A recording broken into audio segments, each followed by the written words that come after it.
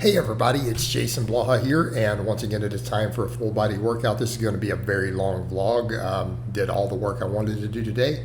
If you guys will please click like down below, drop me a comment, let's get over the training. I decided to do a Beltless Widowmaker.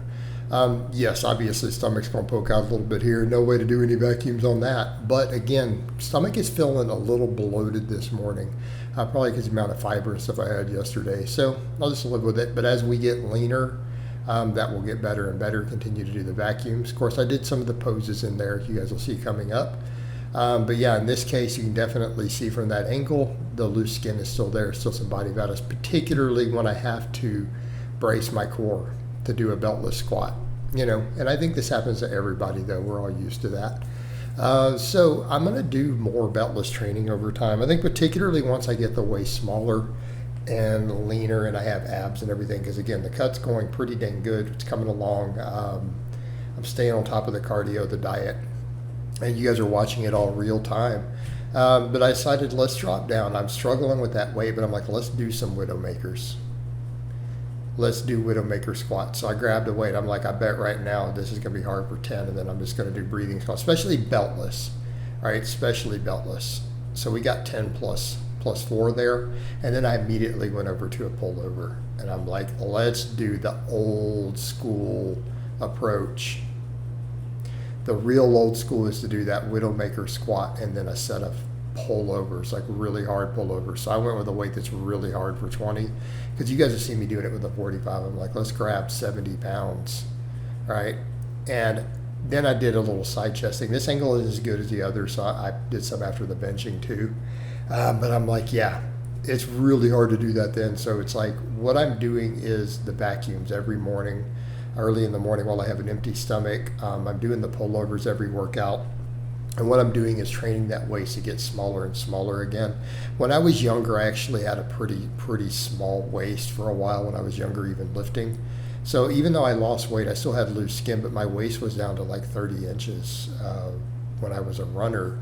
So I'm going to keep working all this down. As I lose the body fat, that loose skin will tighten up. We lose all the fat inside of it, lose it around the waist.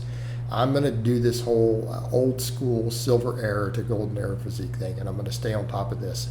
The vacuums and the pullovers are critical to that. But why the breathing squats? You know, I had someone ask me in the live when I said I did them today, why do that? Well, because quite frankly, at this point with the deficit, I'm probably going to get all I'm going to get out of that versus 3 sets, right? But the breathing squats make you really struggle for air, right? Because of that squatting, and then you do the pullovers after. Everything is just really pumped. It's really difficult, and you're struggling for air. Then you do the deep breath pullovers. It's to open all of that up, right? And that's going to make you even better at the vacuums. And I feel like, and a lot of guys feel like, those old school Widowmaker breathing type squats with the pullovers help. All right, for deadlifts today, I did 455, did a set to failure. I didn't know what I'd get, because I could tell immediately after doing those, to come over and do one warm-up rep and to just jump into a set. I was like, man, I'm tired from that. That was a lot, right? I got 5 reps and then we failed 6. You know, I'll still take that though. 5 reps is around 85%. Well, at least we know we're over 500. I still think I can squat over 405 even with all this cardio. The cardio fatigue is affecting the squats for those who don't get it. I decided I need to do the calf raises again. It's like, okay, let's get in, let's do some calf raises. I don't want to set up the boots. I don't want to set up the plate. My calves do just fine without even doing the plate. It's easy. I just throw this weight on, come over and do sets. I got sets of 12 here with 315, perfectly fine. My calves are obviously on point, right? The calves are on point, and as I get leaner, I mean, we're kind of seeing I have no fat on my calves anymore. So what will eventually happen as we keep losing body fat, look at the density we have there, the same density of my forearms. The years of the powerlifting and the really, really hard training, the muscle density is showing. We're seeing all of it there. So I look like that in my whole body. Right? Any of us who understand training, bodybuilding, all that stuff, what we're seeing there, the same thing when I do flex the quads, there's still some fat on them, but you're seeing that there. My whole body has that same muscle density, right? This should be common sense. Anyone who looks at all the experts who talk about this in the heavy training and the power training, I'm pretty much chiseled out of granite underneath the fluff. So we keep doing the fasted cardio. We keep the clean, ultra clean diet until everything looks like my calves and my forearms do. Okay, because I look like that under there. That is the quality of musculature I've built up over the decades of doing this, especially all the power training. So I look like that under there. So there's a good shot of the low back. We can see where it's at. I'm going to do some pictures again for the weekend. Again, we just keep doing the fasted cardio. We chisel away and chisel away and chisel away until everything is tight like that. And it's going to take some time. It's coming along pretty well, though. We're getting leaner. But that's the idea. So what we see in the calves, when I get my whole body like that, the cut is done. And then I can sit at that for a while and stay there. But again, I did a set of failure here, and I'm like, you know what? I want to see if I can do 315.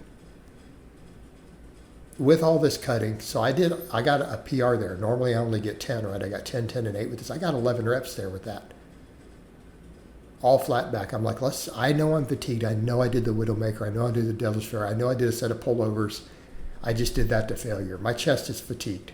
We are fatigued. We are not fresh. I'm like, if I can't bench 315, we got a problem though. So I wanted to assess it. So I'm like, for a second set, so I did a quick thing. So we can see a little bit kind of watery around some of that. We can tell I'm losing fat, but it's getting a little watery. My body's kind of like a little bit of cortisol coming up. So I'm going to see if we can flush that over the weekend, right? See if we can get it to whoosh a little bit down and tighten up through, again, just staying on top of the serious fasted cardio. But if not. But again, when I get a little more watery and looser, I know that my body is burning through the fat there because it's getting softer in that area. But 315 flat back, pause. Notice we're flat back. There's no arch, no wrist straps, no belt. Pause. We got a nice good double. So I'll take it. And I think we can see the back starting to look too. You guys can tell at those angles. We're starting to see that density starting to come out there also. So after the benching, I decided to go with what I've been doing. Let's do the pull-ups for a full range of motion. Try to get the chin over the bar. I can only do that with a closer grip, but they felt good. And I feel these in my biceps too, which is interesting. So here's kind of my strategy for continuing to get that shoulder range of motion and mobility improved. I'm going to really push these hard. I'm going to push the dips through the full range of motion. I'm going to start doing more band pull aparts, because when I look at what seems to open up where I've struggled, I feel it in that area the most when I do an underhand grip pull apart on band. So I'm going to start doing those every day and see if we can get that shoulder resolved so that I can be also not only overhead press, but be able to hit a front double bicep too as we get leaner, because I'm going to need to be able to do that eventually. Right? We want to look good for the camera with the classic physique. We got to be able to do that. So not only do the arms need to come up, we need to get fatter. I need to continue to work that shoulder stuff, but I feel like this will help. So I'm doing a lot of these today. I'm going to my longest, and then I go into a hang. So people who are like, you're not going to the bottom, you see the hang, that's everything. So again, I want to continue to work this, and I feel like the pull-ups are helping with that. They'll help because I can get that longer range of motion with that closer grip. But we can see the back, we're starting to get that chiseledness we're seeing in the calves coming out of the back more and more. We just have to keep burning through the fat. Diet cardio fasting. Diet fasted cardio. Diet fasted cardio. Day after day after day. And we love it. You got to tell yourself that. All right, so for the dips, I'm going with what I've changed over to where we go deeper and deeper. So I'm trying to do them from the bottom, from the first rep. I don't even use the steps. We just come over and come out of the deep stretch right out of the bottom. I'm able to get 10s though, so I'm happy. And what I'm also doing, I'm trying to make sure we get the chest with the full stretch so we lean forward. Then I'm trying to come up a little bit to make sure I'm locking the triceps. Because when I get that lock at the top, when I force that, man, that tricep, I get a tricep burn on the other, but that is intense. I feel that long head, right? That long head almost cramps. And so we need to continue to hammer that long head with this. Obviously the dips and the bench hit the other heads, the lateral and medial, but I want to make sure that long head gets hit the same thing the pullovers hit it. So again, the idea here on the dips, I'm using these as a main builder for triceps and chest too. I mean, the bench obviously helps. Next time I'll probably do the 3 sets again on the bench for reps. But I just wanted to see where that was. I've been doing 3 sets of failure the other days on bench. So we got 6 sets of bench to failure before today. But then these dips, I'm taking these also to failure. I'm failing right around rep 11 or so usually, pretty much consistently. But I'm doing the hardest version here now, to where I'm trying to come everything through the longest range of motion possible on it. Just like with the pull-ups, I'm trying to take everything through the longest range of motion. So again, this will improve my shoulder mobility, I feel like, along with the pullovers, and then I'm going to have to do the pull-aparts and other stuff. I'm going to continue to refine that. All right, here we kind of see, the skin is trying to get really loose again today. We see it on these, but we can see a lot of the upper chest, the shoulder separation starting to slowly come out here on these upright rows. So for those curious, yes, I'm doing these with an outside of shoulder width. I want them a little wider, and we only go up as high as we need to, because again, if we want to protect shoulder health, everyone who's anti this movement, they always point out though, the real risk is when you go too high. Well, we don't have to go too high. It's not necessary to work the delts to go all the way to the chin. Again, risk of impingement, we don't have to. A nice wide grip like this through the range of motion I'm doing, same range of motion as a lateral, putting a nice heavy weight on the entire shoulder girdle, right? Gets a little more biceps and forearms, some grip training, right? So again, I like the upright rows. Plus, it's very old school, right? We can do it with a barbell. We're getting back to these basics. Of course, I'm still doing the incline curls right now because we like those. We love the incline curls. Why? Because it's classic old school stuff. And I get such a good burn on incline curls. So I went up on weight because I did the 28s last time and I got 16s. I got like somewhere between 10 and 12 reps on these. I started losing count because I did the first 2 sets to failure. It was like 11 or 10 or whatever the first 2. But then the last one, I did a rest pause. So I'm like, I'm going to force myself to do another rep. So I got to the bottom, took a couple of deep breaths, and was able to grind out one more rep there, right? We were able to grind out one more rep on it. So again, taking these as far as I can, because again, it's my one real bicep movement.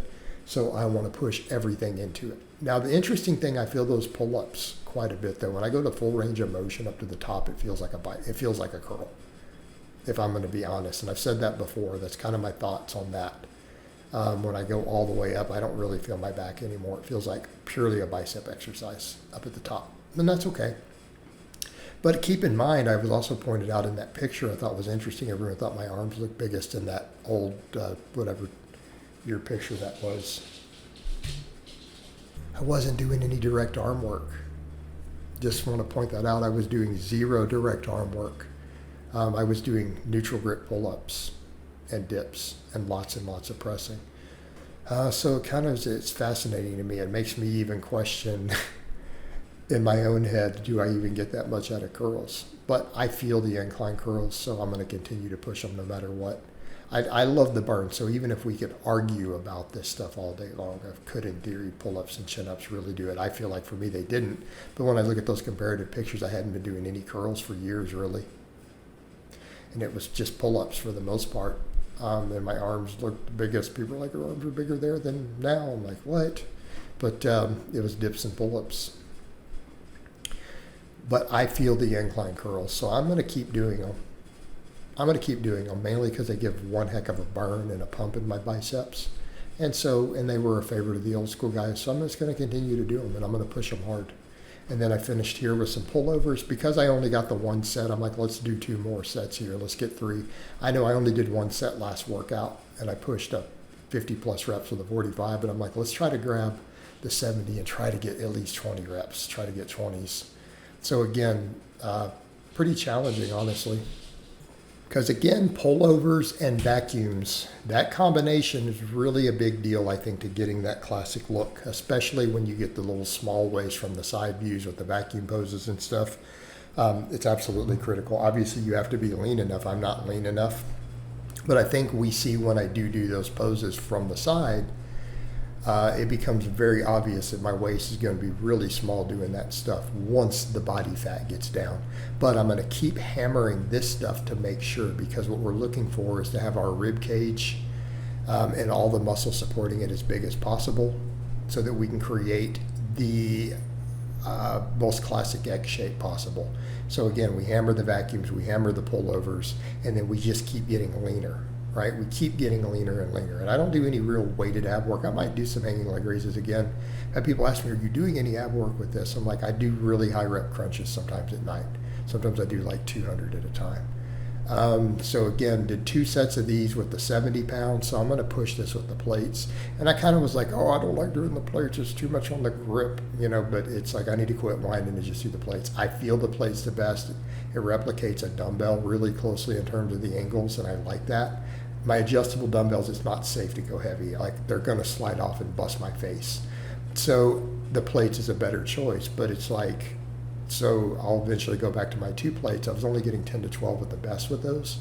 But then I also have to say, you know what, if I get to where I'm doing 20 plus reps with 90 pounds and we get the range of motion improved from doing it all the time, which that's the goal too, to be able to get deeper.